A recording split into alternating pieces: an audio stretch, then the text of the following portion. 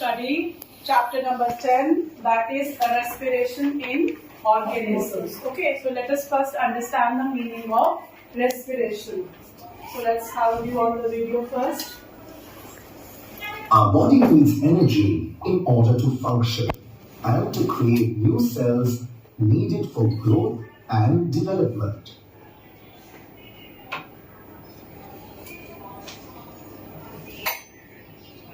We get this energy from the food we eat as a result of the process of cellular respiration. Cellular respiration is carried out by every cell in both plants and animals and is essential for life.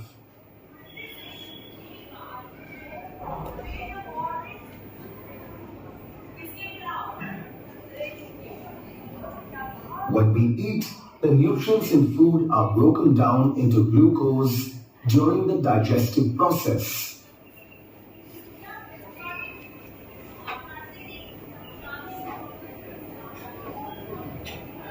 This glucose is transported in the blood to the cells where it is needed. Oxygen is transported by the blood to the cells in the body. Inside each cell, glucose is oxidized to release energy. Okay, bache. Now what happens in the chapter 1, you have studied the human digestive system, and in this system you have studied that the complex nutrients of the food are converted into the simpler ones. Okay, this is our digestive system. What happens here? The complex food is broken down into the simpler ones. That is, the carbohydrates are converted into sugars, the proteins are converted into amino acids, and the fats are converted into fatty acids. The digestion starts from here and it is completed up to the small intestine. Now here what is present? Villi. The villi are present here in the small intestine, and these villi absorb those digested nutrients. Okay. Now from here, as they have shown here, the food has broken down up to the small intestine, and then it is taken by the blood to the different parts of the body. From the small intestine, the food has gone to the different cells. Now what cells have? Cells are having the digested food or the nutrients. Now what happens? We have a system in our body called the respiratory system. From this respiratory system, the oxygen enters our body. Okay? And the oxygen reaches up to the lungs. Clear? From the lungs, the oxygen goes to the different cells. Okay, now the blood has brought two substances.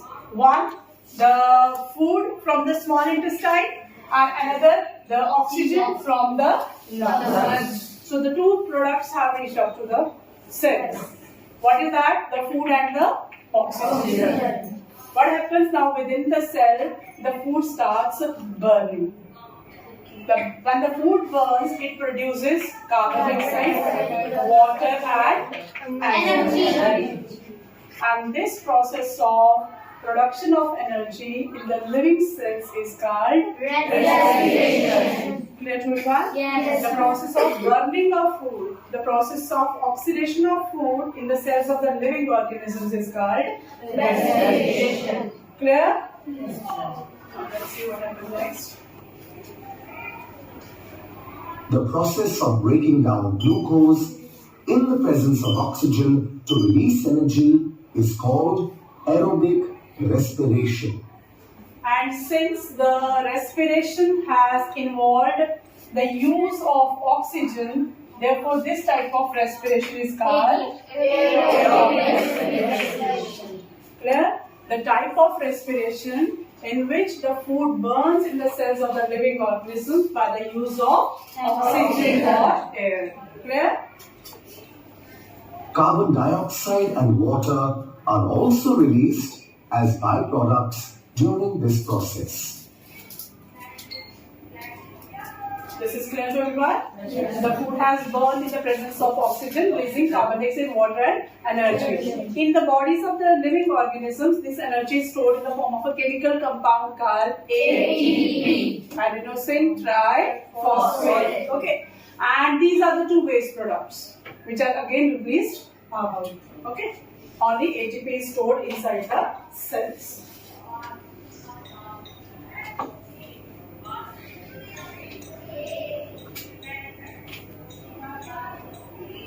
In some yeasts and bacteria, the breakdown of glucose takes place in the absence of oxygen.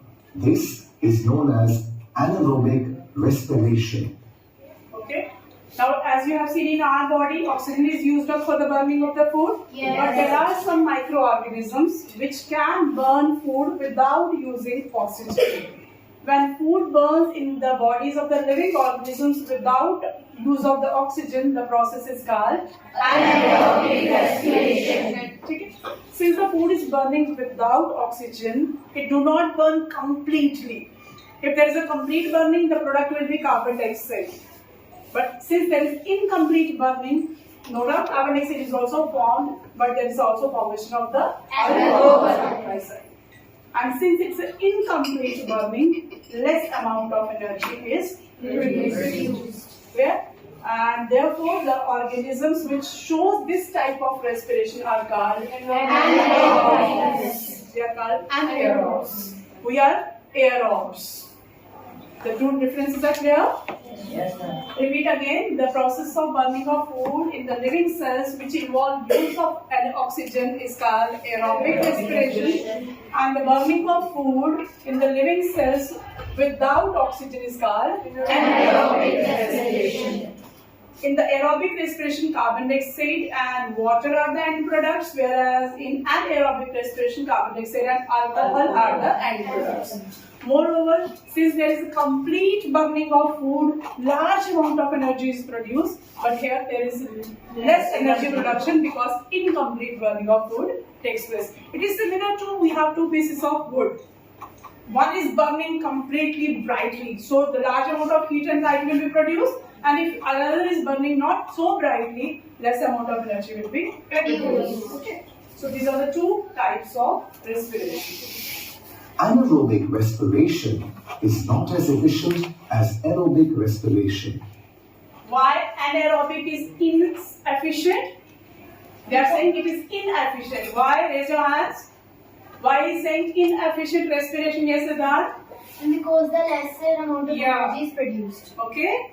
Since less amount of energy is produced, that's why we say anaerobic respiration is inefficient process. That's because glucose does not break down completely in the absence of oxygen. So, less energy is released. Since less energy is produced in anaerobic respiration, we can't say they are unable to fulfill their need. हम ये नहीं कह सकते उनकी जरूरत पूरी नहीं हुई, because since they are unicellular organisms, they have limited needs. We are multicellular, we have more cells, we have more organs, we have more organ systems, so our need is also more, and that's why more energy is produced. We are unicellular organism, single cell is there, so jitni bhi energy ban rahi hai, that is sufficient for them. So that's why they are able to survive even in the presence of less energy. Fermentation is a type of anaerobic respiration in which one of the products of the reaction is alcohol. Basically, fermentation process is the process of converting sugars into alcohol. I repeat, the process of conversion of sugars into alcohol is called fermentation. Have you ever observed this process in your day-to-day life?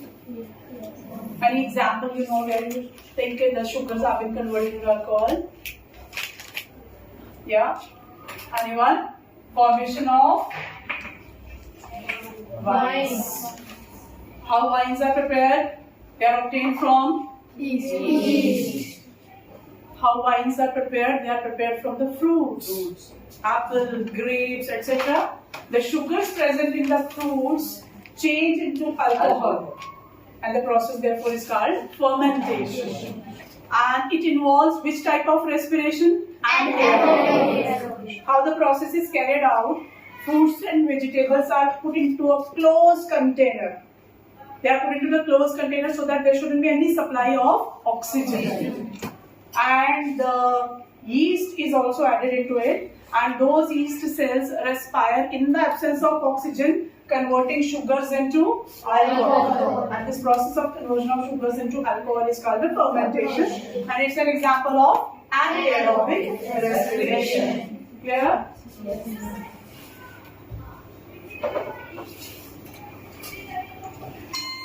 Yeah, likewise, the formation of bakery products. I have just told you in the previous class also. When we prepare bakery products like bread and biscuits, etc., we prepare the dough first. Okay? And in this dough, we add little of yeast. Yeast are again the microorganisms which respire anaerobically. And when they respire, they release carbon dioxide, and the presence of carbon dioxide make the bread soft and fluffy. Why the bakery products are soft and fluffy? What yeast is doing basically, the yeast is respiring, and when it is respiring, it will release carbon dioxide, and the presence of carbon dioxide makes the bakery products soft and fluffy. Okay, so this is an example of anaerobic respiration.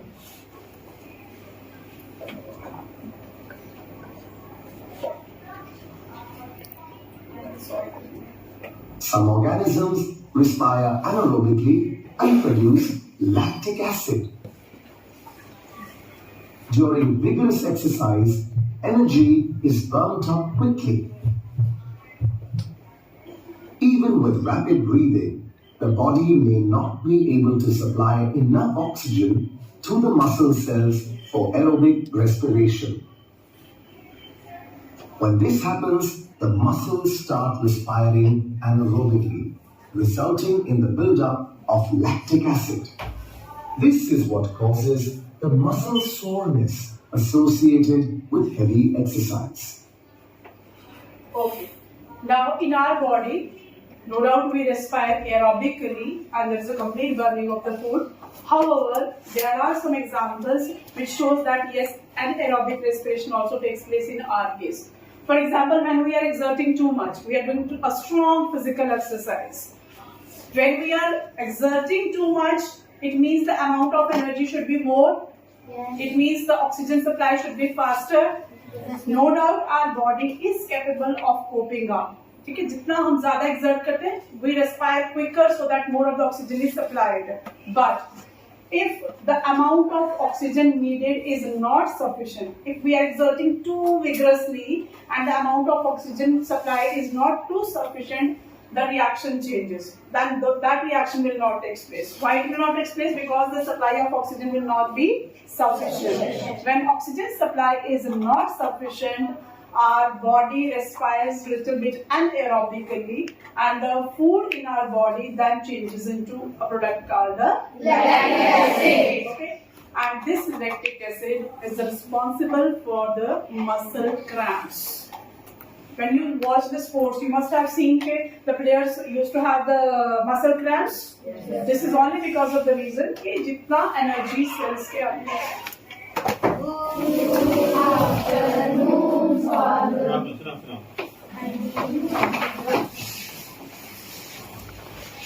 So the amount of energy needed during too much of physical exertion is not sufficient, and that's why instead of formation of the carbon dioxide, water and energy, there is formation of the lactic acid. And this formation of lactic acid resulted in the muscle cramps. Okay, now how we can solve this problem? We allow the sports person to sit down and we give a little massage. The heating of the muscles again dissolve the lactic acid form and the cramps are over.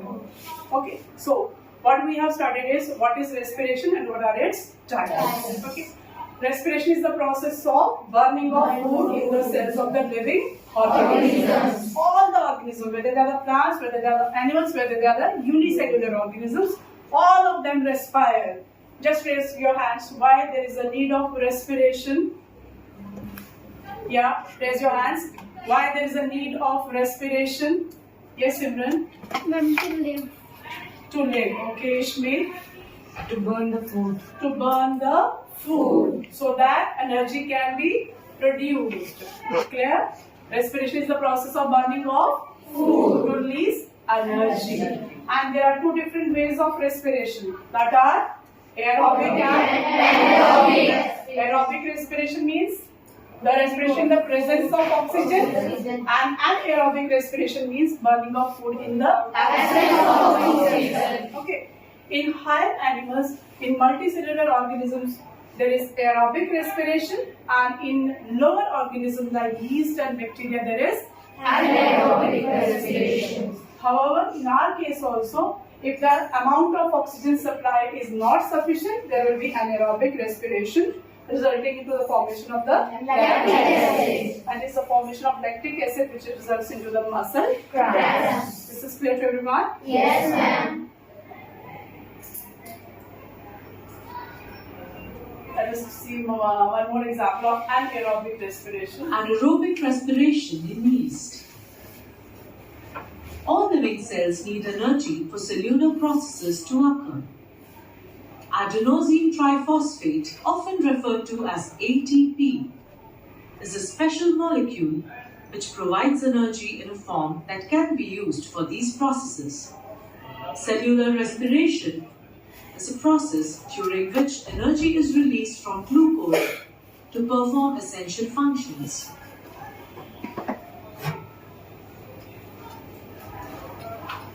Normally, oxygen is a necessary part of respiration, and therefore it is referred to as aerobic respiration. This is just the revision of the previous one again, okay? This is a living cell. The food has been supplied and oxygen has entered. Now what will happen? The food will burn in the presence of oxygen. And this is what we call aerobic respiration. With aerobic meaning requiring air. However, cells can also respire and release energy in the absence of oxygen, a process referred to as anaerobic respiration. Yeast is a unicellular microorganism that is classified in the kingdom fungi. In the presence of oxygen, yeast normally respires through aerobic respiration. As this occurs, the energy-producing process known as glycolysis is responsible for converting molecules of glucose into molecules of pyruvate and then releasing energy in the form of two molecules of ATP.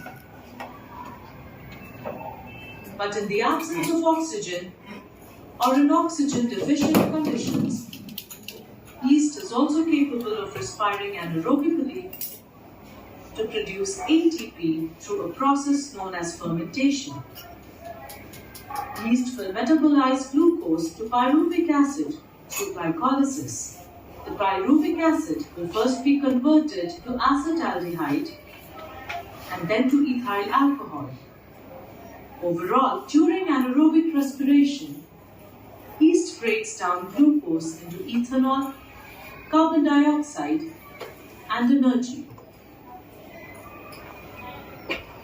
Yeast contains zymase, the enzyme necessary for the conversion of pyruvic acid into ethyl alcohol. In this process, two ATP molecules are released, which will help the organism remain alive for some time. However, as the percentage of ethyl alcohol increases, it will kill the yeast cells. The anaerobic respiration of yeast species is commonly used in both baking and in the production of alcoholic beverages. Okay, so let us again summarize what they have explained. The food or the glucose have reached the cells. Okay, there are three different possibilities.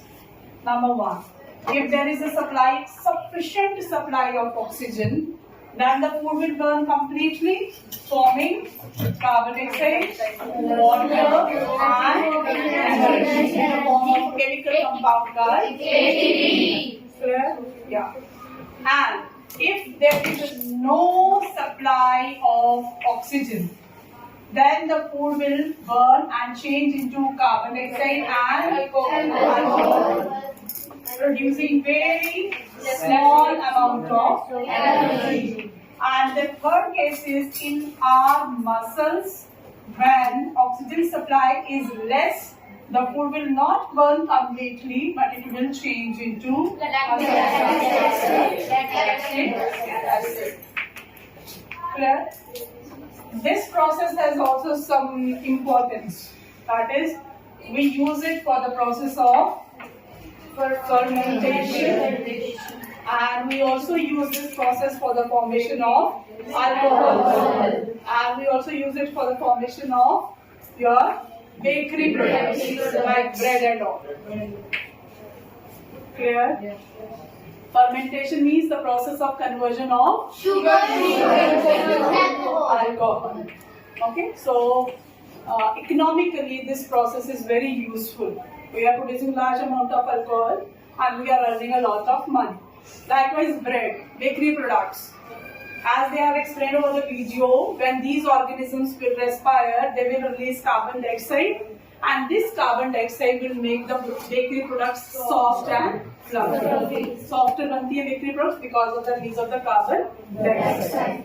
So this is clear? Yes. Okay, now raise your hands. What do you mean by respiration? Shabash. Yes, Arvind.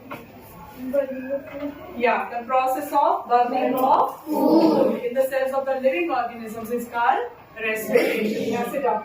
What are the two different ways of respiration? Raise your hands. Yes, Imran. Aerobic and anaerobic. Yes, raise your hands. What is aerobic respiration? Yes, Marav. If the breakdown of food in the cell with the release of energy is called aerobic respiration. There is a little mistake. Yes, Rupali. The breakdown of food occurs with the use of oxygen. Yeah, when there is a burning of food with the use of oxygen, that's what we call aerobic respiration. Anaerobic respiration. Yes, beta. Breakdown of food in the absence of oxygen. Yeah, breakdown of food in the absence of oxygen is called anaerobic respiration. Which process will produce more energy? Aerobic respiration. Okay, now let's go to the next topic.